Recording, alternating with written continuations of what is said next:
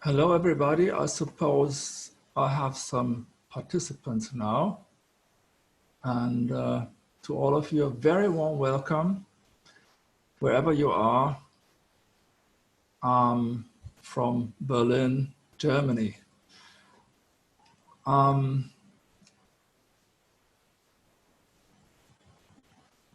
This session is part of the conference Turning the COVID-19 Crisis into an Opportunity. What's next for social protection? This event has been designed as a virtual live space for learning, interaction, collaboration, and knowledge sharing on social protection, leveraging the COVID-19 crisis into an opportunity to build stronger and more efficient policies. May I therefore remind you about the upcoming parts of this conference that are going to take place until tomorrow. Please do join us on further sessions as well. So for some reason now it does not, yes, it does move. Well, now it's time to introduce myself. My name is Arnold Groh. I'm psychologist, linguist, and semiotician. I'm head of the research institution, Structural Analysis of Cultural Systems, SACS in brief, which is in special consultative status with the United Nations Economic and Social Council. When there is no pandemic, I'm in the fields with indigenous peoples once or twice a year, and I also teach at universities. This session on cultural diversity and the inclusion of indigenous rights into the planning processes of social protection is one of the side events of this Social Protection e-conference. We have exactly 1 hour. I'm going to give a presentation providing a general look at the United Nations Declaration on the Rights of Indigenous Peoples and explaining certain aspects of this part of international law that are of particular relevance to social protection issues during this COVID-19 crisis. We shall then see that this pandemic provides a special opportunity for the practical implementation of indigenous rights. After the presentation, we are going to have a questions and answers session and some closing remarks. Please send your questions towards the end of the presentation by clicking on the Q&A button on the bottom of your screen. So let me start with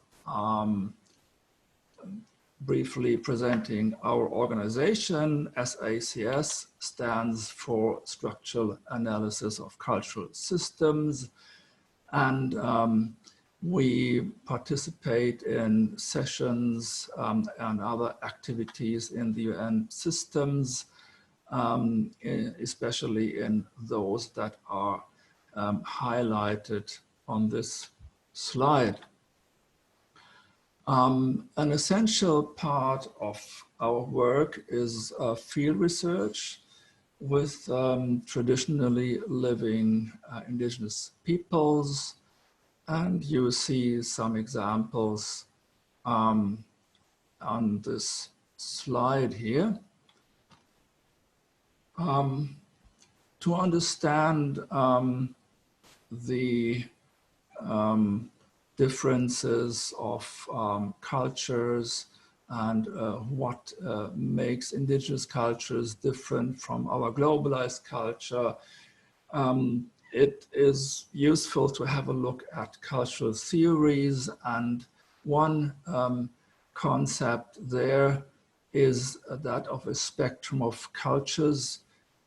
It has first been proposed by Levi Strauss and has then been adopted by other theorists, of course. So the indigenous cultures and the globalized culture, they are on the different, located on the different ends of this spectrum. The indigenous cultures, they are at the extreme one end, and the globalized culture is at the extreme other end.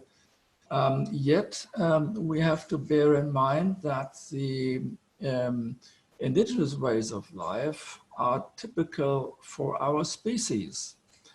Homo sapiens has lived on this planet for millennia in that way.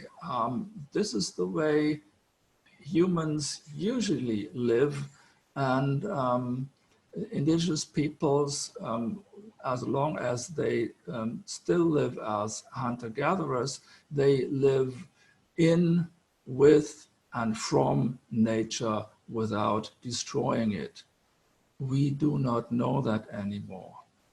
Our culture, the global culture, industrial culture, the dominant one on this planet, is the most destructive culture that has ever been on the face of the earth.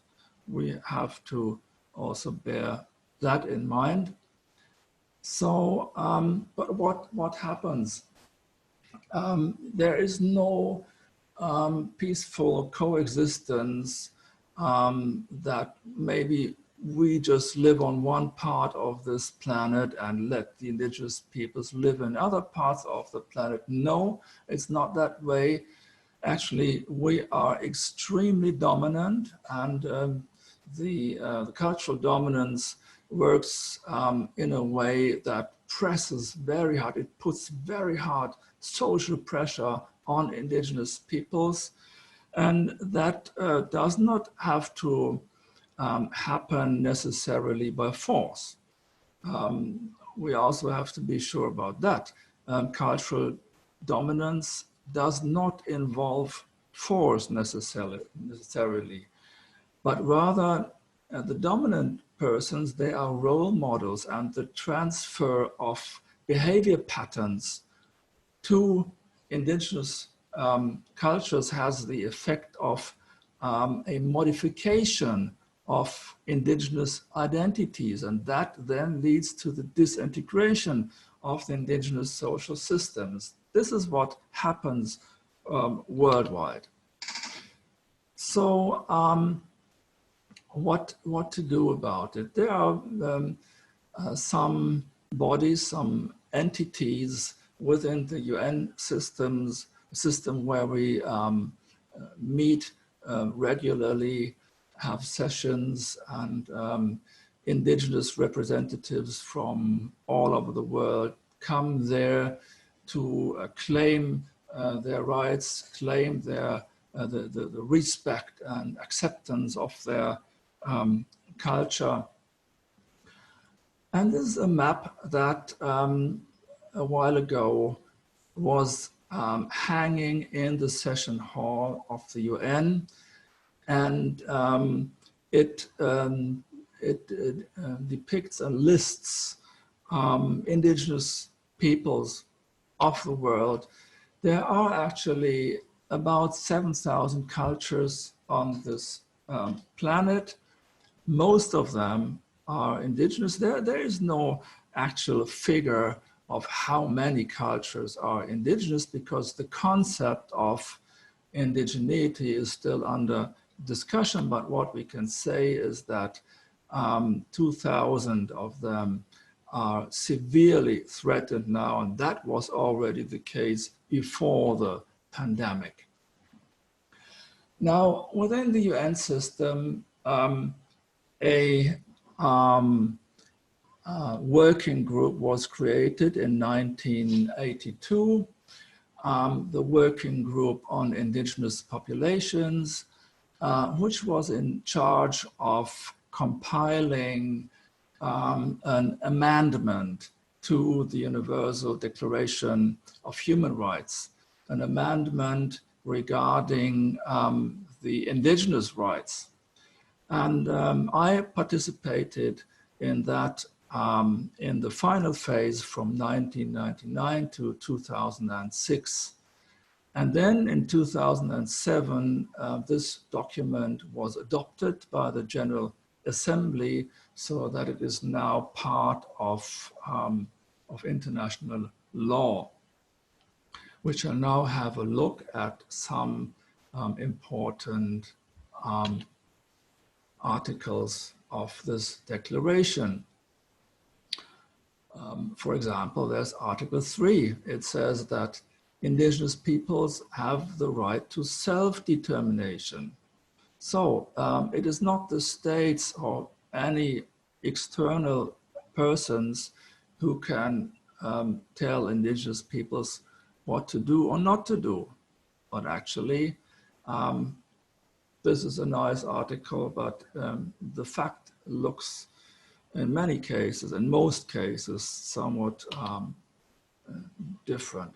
So these articles 8 and 31, they clearly say that indigenous culture has to be protected. And very often in these articles, they end by saying that states shall take care of it. States shall take effective measures, etc. Like you see here in paragraph 2 of Article 31. And if you please have a look at Article 8, paragraph 2a, it says that any action which has the aim or effect, so let me highlight this, aim or effect of depriving them, etc. This wording was very carefully chosen, like actually the whole wording of this document is the result of very intense discussions. So as any action which has the aim or effect that prevents people from saying, oh, I didn't mean it, I didn't want to destabilize their culture, but this is not a matter of intention, if they mean to do something, but it's just a matter of the resulting effect. So anything that could even potentially have any destabilizing effect for an indigenous culture would be an infringement of international law. Article 11 is very important as well. Indigenous peoples have the right to revitalize their cultures. So some people try to argue, oh, they are backward and they need to be developed and they need progress, etc. Well, no. It is indigenous peoples who have participated in these sessions for 24 years, from 1982 to 2006. And they pointed out that they want to have the right to revitalize their culture. So they have the right to say no to progress. They have the right to say no to whatever the external world things would be good, or tells them that it would be good for them. Article 14 says that indigenous peoples have the right to educate their children and youth in their own ways. They have the right to transfer their cultural knowledge to the next generations, and so that they learn their ways, not only their languages, but also their ways of living and cultural techniques, how to live in, with, and from nature without destroying it. Then this is something actually for for the non-Indigenous peoples, Articles 15 and 16 say that Indigenous peoples need to be reflected correctly in media and education, because most of these cultures are neglected. They are not shown at all on TV or in the media, but when they are shown, their appearance is often adapted to what the dominant culture thinks what would be nice, how they should look, and what would be decent, how they should appear. So often these the image that is created by media of Indigenous people that is manipulated or biased, and it is not the way it is, and that actually has a backlash on the Indigenous peoples, because when they see themselves in the dominant media, that again has the function of being a role model for them. So Indigenous cultures are actually shaped by the dominant culture, by incorrect reflections and in the dominant media and education. Land rights, that is something extremely important also in our context. Look at these articles. They basically say that they own their territories and it is theirs, and they have the right to live there. And furthermore, as you see in these articles, indigenous territories have to be protected, of course, by the states, but by obvious reasons, many states are very reluctant in doing so. They want to control these territories. Often these territories, they contain minerals. They want to have access to these resources, and even in the name of conservation, these national parks that are often created, the basic idea behind that is also economy. It's money, because tourism brings a lot of money, and especially hunting tourism brings very big money. Article 10 is actually quite obvious. None of us wants to be forcibly removed to wherever we live, but apparently it needed to be particularly stressed with regard to Indigenous peoples. Indigenous peoples have the right to use their lands, and if there has been any adverse impact on their lands, that needs to be mitigated, and they have the right to redress and to compensation. By the way, you can find the Declaration on the Rights of Indigenous Peoples on the internet. You can read through all the entire declaration. Now we have to go through it more quickly by highlighting some important articles. And finally, the indigenous peoples shall not be isolated by borders.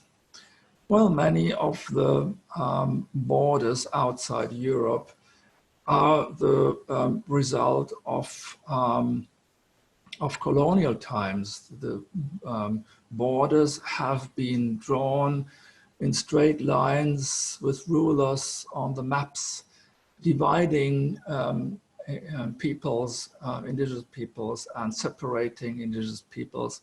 So this is not in line with the UN declaration.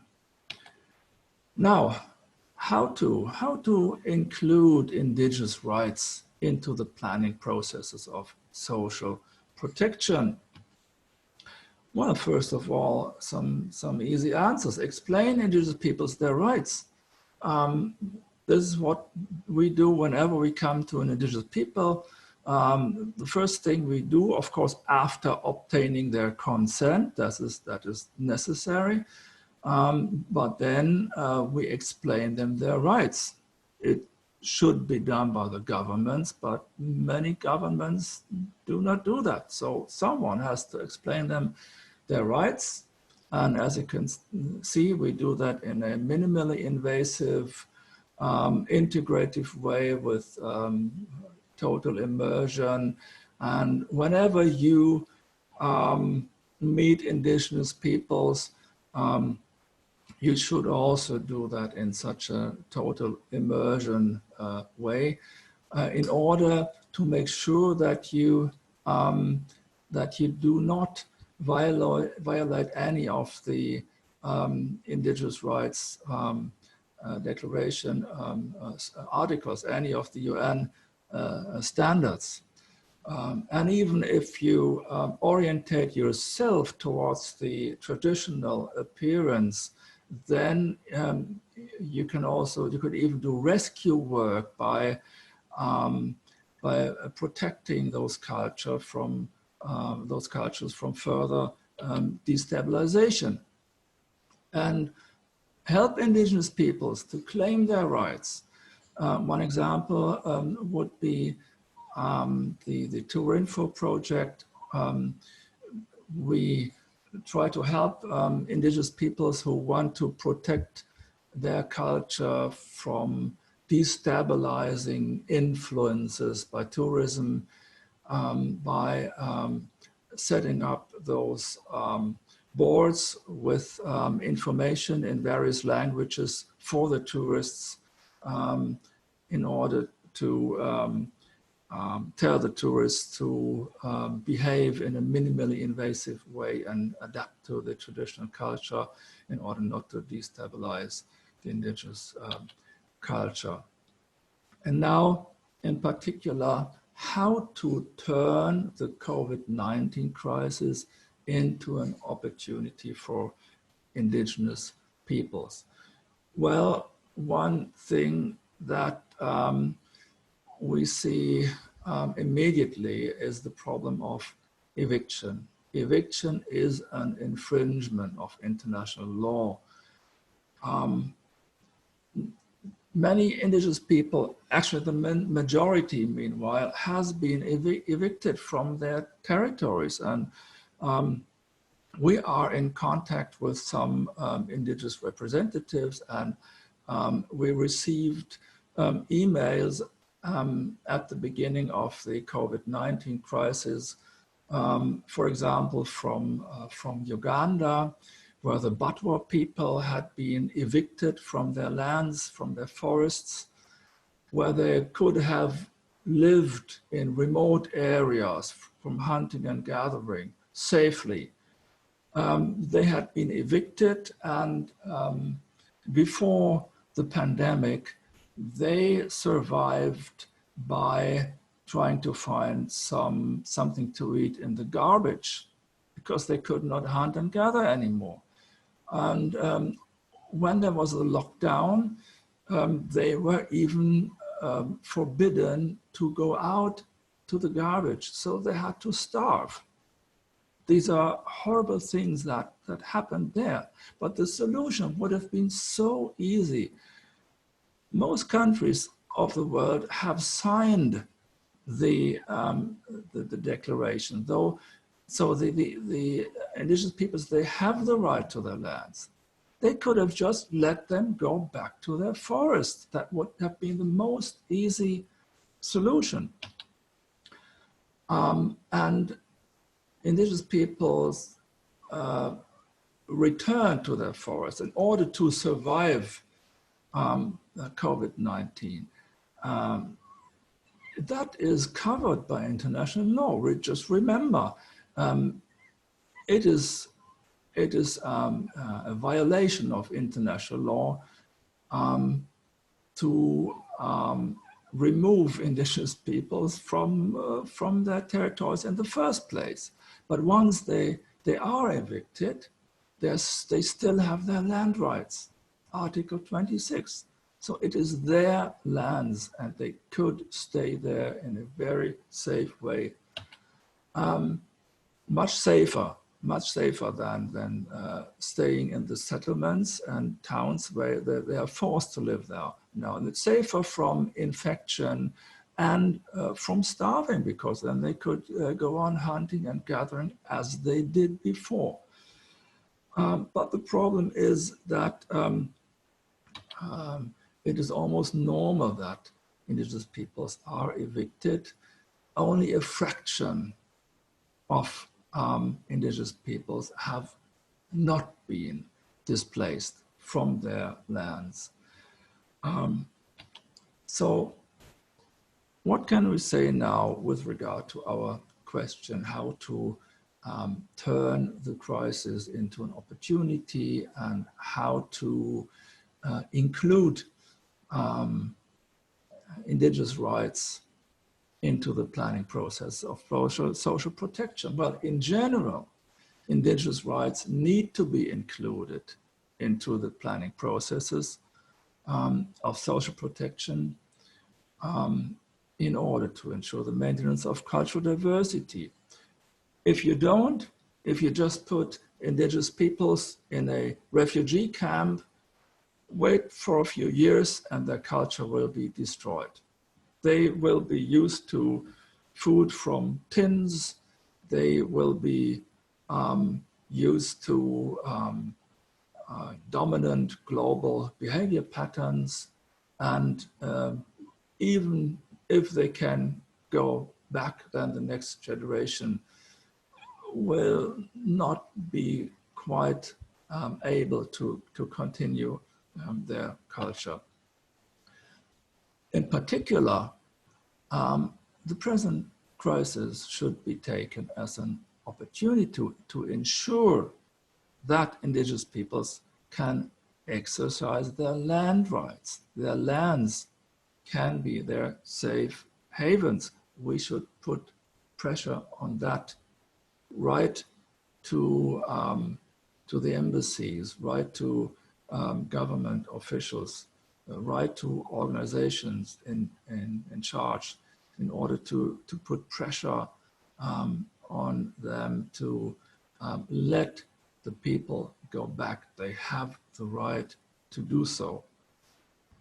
They don't need to be to stay there, because that would be some kind of force, but they have the right. They have the right to come and go. It is their land. So if you're interested in questions as how to translate the articles of the UN Declaration into practice, I've gone much more into detail in this book, which I therefore recommend to you. And now we are reaching the questions and answer part of our session. I shall do my best to answer as many questions as possible. And let me just stop this screen sharing to see. Well, I think I have to click on, well, I have to click on chat. And I'll wait for your questions.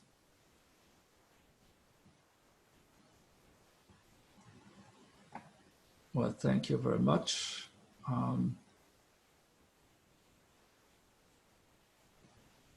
We still have about half of the time for discussion.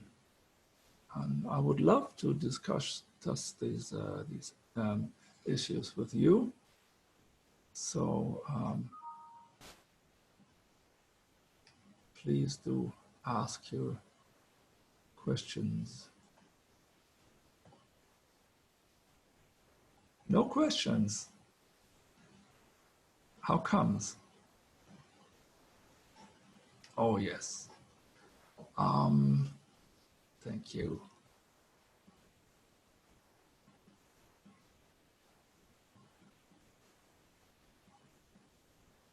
I start with the first one. Yes, from my dear colleague, Mr. Akumu. Who can help Indigenous people when some of their rights are violated? Well, a very difficult, tricky question, but there are some good examples. Indigenous people need legal assistance, and one good example would be the case of the Mau forest in Kenya, which was brought to court, and they have made good progress. So it looks like very soon the indigenous people, especially the Ogiek hunter-gatherers, they will be able to return to their traditional places. Yeah, the problem is that we, the globalized culture, expect from the indigenous peoples to argue within our system of thinking. But that's the only way we can have progress at the moment. We are not sufficiently ready to accept the indigenous ways of thinking. So cases have to be brought to court, and at least those countries who have signed the declaration, which is almost all countries represented in the UN, they can be we can argue on that level that there is a right for indigenous peoples, but it has to be ensured by legal measures. So then another question, let me please read it.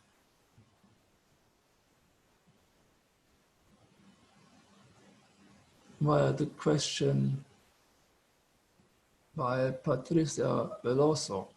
Considering that we are having a wave on conservative governments around the world, do you think it should be more difficult to find support for indigenous causes or easier? Simple but sad answer, it is going to be more difficult. But we don't know how long this will last, because our own culture is becoming more and more unstable. We had a guest lecture a while ago here at the, not too long ago, at the Technical University, and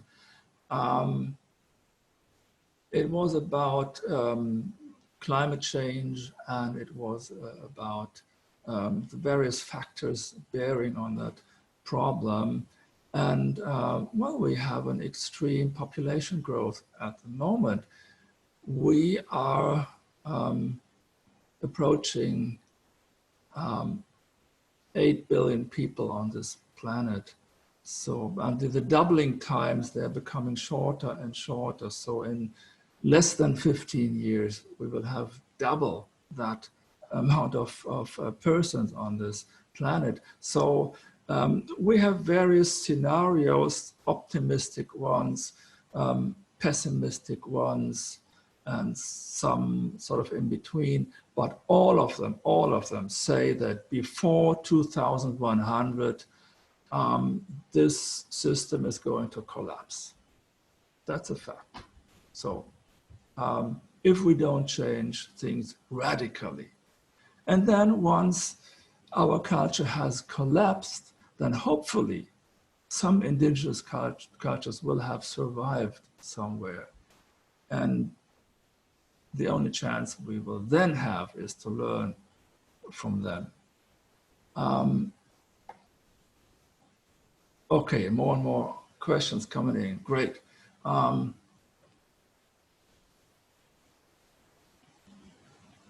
Well, what are in practice enforcement mechanisms that the UN has at its disposal to enforce these rights? Well, the UN is not a mechanism to enforce things. It's actually an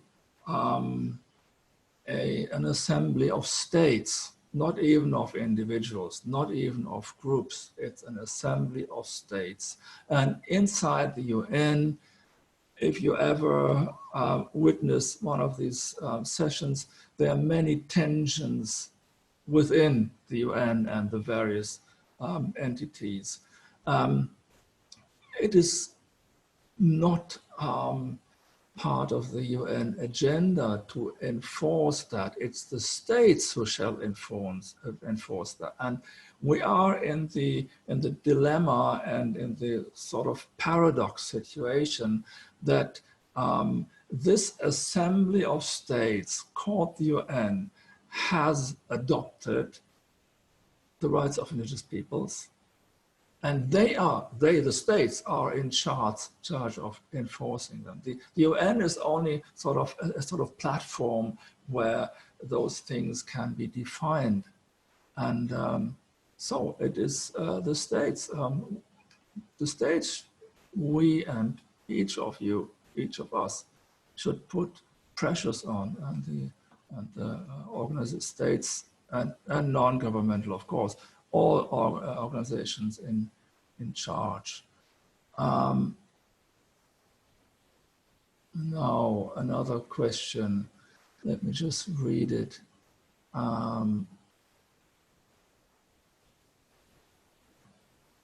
Yeah, the question if some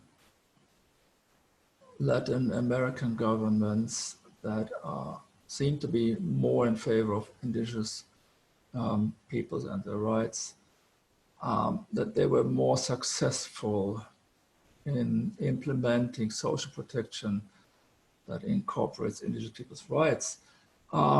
Yes and no. If it works, then yes, but we have to be very careful and have a close look. Once there's corruption there, and from my cooperation with Latin American partners, I'm very sorry to say that, but I have the impression that certain people are interested to participate in certain programs in order to transfer money into their own pockets.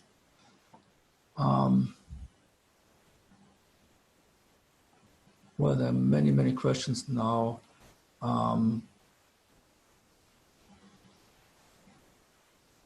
think this is a question from Honoria Vasquez. Are there special global strategies or indigenous for indigenous peoples and COVID-19? No, as far as I know, there are no such initiatives, which is very sad. People are dying, starving, and I heard that 500 people were shot in Kenya because they went out during the lockdown.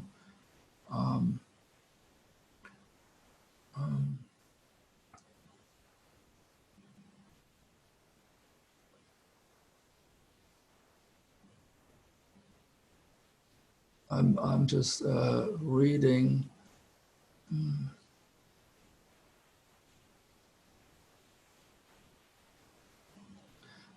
Do indigenous peoples need other kinds of social protection programs that are different from typical programs such as cash transfers?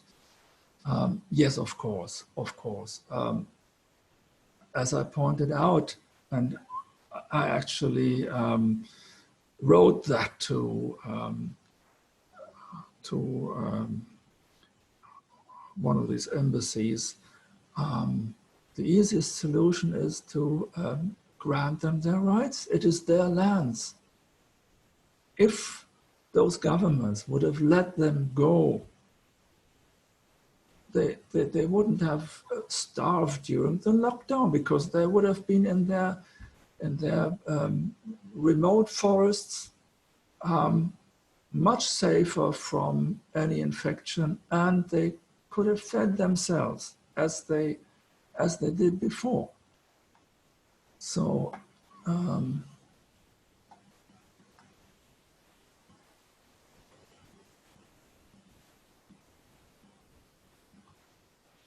very good question.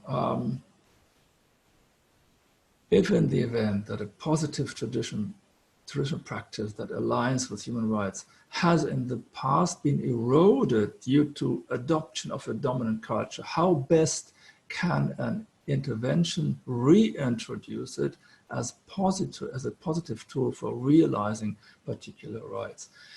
Well, we have to make sure that traditional knowledge is not lost. There has been much discussion in cultural theories and cultural semiotics about the time horizon and the information that exists in cultures. As long as the bearers of cultural information still live, we have to use that particular chance and ask them to help reconstruct exactly in detail, without any compromise, these particular practices. I don't know which exactly you are talking about or writing about, but I suppose it is those that, what you say, that aligns with human rights. Yes, of course, those should be strengthened and should be picked up from those who still know it, from the elders, from the older people of the particular communities, and help them to transfer their knowledge transgenerationally to the younger ones. What role can Indigenous people play in providing social protection services to their own communities? How can these community-based be enhanced? Well, they are trying to. One of our contacts, he understood that from his simple, or from their simple position of being an indigenous people, they don't have sufficient influence. So his idea is to send a few people of his community for legal training so that they can become lawyers, and then go on and have a seat in their country's government to help their people, and to help and ensure the observation of indigenous rights. Well, just within their communities, they are in the normal situation evicted.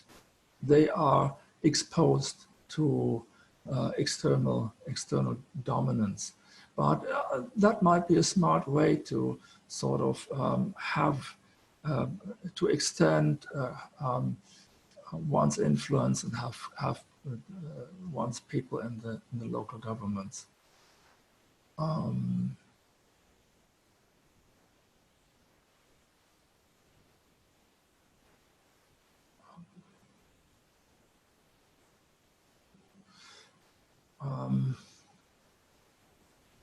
How to understand and communicate this in the context. Well, the question by Charlotte Barlow, I hope I pronounced it correctly, was how can the concept of social protection in the context of indigenous people be communicated. Well, that's what I'm trying to do right now. Perhaps people that function as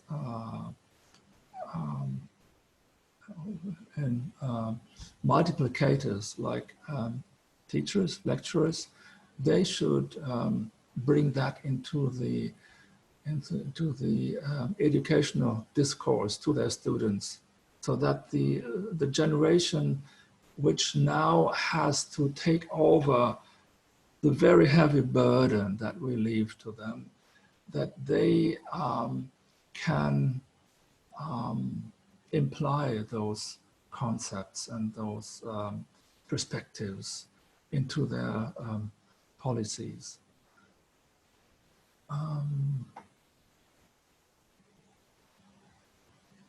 What are some shocks indigenous people are facing in the wake of climate change, losing their lands? Or is it the other way around? We can learn from them. Yes, exactly. We should learn from them. So I first answer the second part of this question. Now, I would like to give you an example. The European expansion has led to what we now call globalization. It started about 500 years ago, and Europeans went to other parts of the world, and instead of integrating into those cultures, and for example, those ways of feeding oneself, nutrition, they usually cut down the forest and try to transfer agriculture from Europe to other parts of the world. Now, there was one colleague in the US, Christopher Ewell, who did something that was very interesting. He said, okay, we can measure the efficiency of that. We can measure how much protein can be produced in 1 acre of what had been rainforest before. So you went there and measured and had a certain figure how much protein that acre, where before there had been rainforest, it had been cut down, now there was agriculture, how much protein it produced in 1 year. Then he went to 1 acre of pristine rainforest. And he said, now let us measure the output of protein of that forest. That was very difficult, because there are hundreds of thousands of species living there. Most of them are not even sufficiently known, maybe not known at all, many of them. But he said, let's start. So in 1 acre of pristine rainforest, you usually only have about 5 big trees of Brazil nut trees. He said, let's start with that. So out of these hundreds of thousands of species, he went to measure the output of just these 5 trees in 1 acre of rainforest. And these 5 trees, they produce more protein than you can produce in 1 acre where the rainforest had been cut down. So what we do actually is irrational. We should have learned from indigenous peoples. We should have let the rainforest be there where it is. And the rainforest does not only produce Brazil nuts, it produces so many different fruits and nuts, etc. So the output, protein output and other output is much higher than you can do with agriculture. But now, what are some shocks in the wake of climate change? Yes, climate change, of course. What shall they do when their forest dries out? And often that is accelerated. To give you the example of the Xingu National Park, Xingu is one of the hotspots of the world. There are 14 different indigenous peoples living there. 3 of them had been rescued from other places in Brazil by the Boas brothers that had been brought there, and 11 had been living there before. Anyway, now when you approach the Xingu area by air, you can see the lush green, and it's a very sharp division, the border of the national park. Inside, lush green; outside, it's a grayish green desert of fields where they produce genetically manipulated soybeans. So near this Xingu Park, a dam had been built, Belo Monte, and although there was no river, a dam had been built for producing electricity, although there was no river. So what they did then is they said, okay, we're going to take the Xingu River and divert it to fill the dam. So what will happen now is the forest will dry out, and people are very specialized. Some are only hunting particular species, others are hunting another species. So they don't take each other species away. And some are specialized in fishing, for example. The first people to suffer are those who live from fishing. When the river dries out and there's no more river because it is diverted, they will have to go and, collect fruits from other people's lands and maybe even start hunting, although they're not used to it. They were specialized to fish. There will be conflicts. And then soon after that, when the forest will dry out, they all will have to face the choice either to starve or to go and become cheap labor for the factories around the dam. This is a very clever way, You take away the water, and then the people have to come in order to survive, and they will be workers in this factory. Quickly, because we're approaching the end.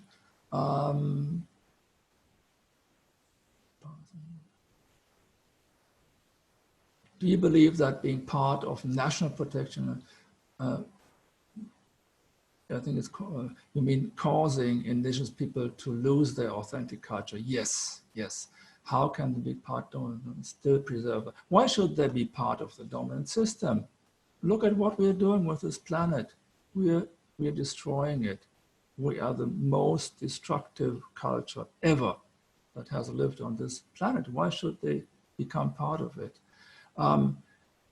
If they are partially part of it, like only a few days of the week, in order to help their people and in order to be a representative in the government, then yeah, we have to respect them so they have some self-respect. How shall they have self-respect when as long as the dominant culture looks down on them, says, oh, you're primitive, you're backward, etc. We have to respect these people. Now, quickly, one of the challenges,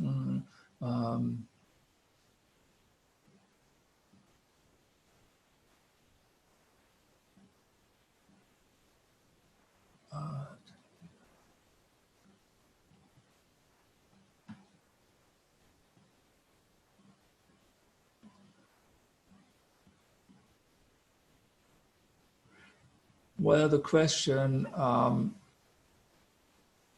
what can we do?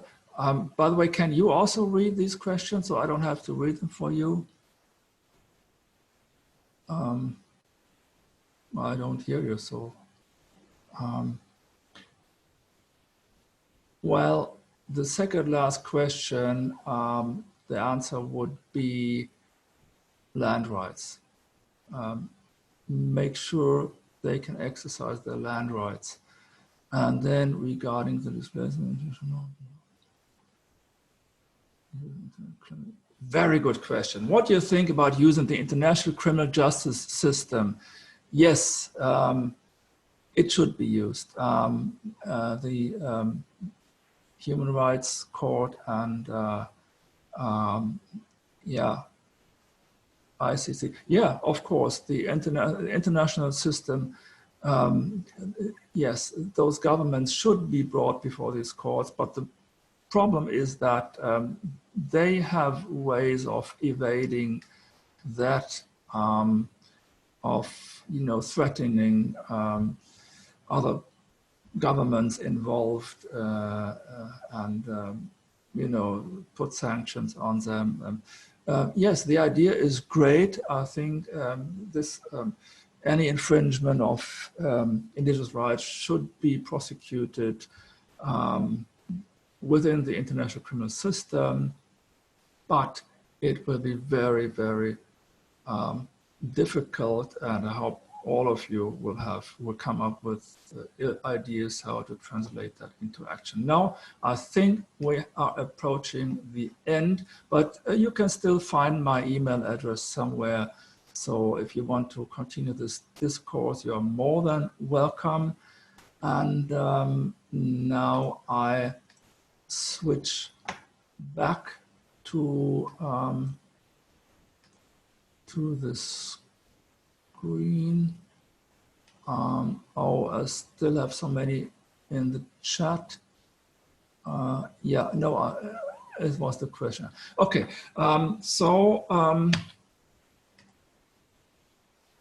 I thank you all for the participation. And as I said, if you want to continue, please don't hesitate to contact me. And please, I would like to remind you to please answer the session survey that will appear at the end at your screens after you have closed the session window. And let me also remind you of the program for tomorrow. So you're very welcome to participate in those. I think we have reached the end of this session. I thank you very much, very much for joining this session. And well, I wish you all the best and much strength in doing the best you can wherever you are. Okay, bye-bye.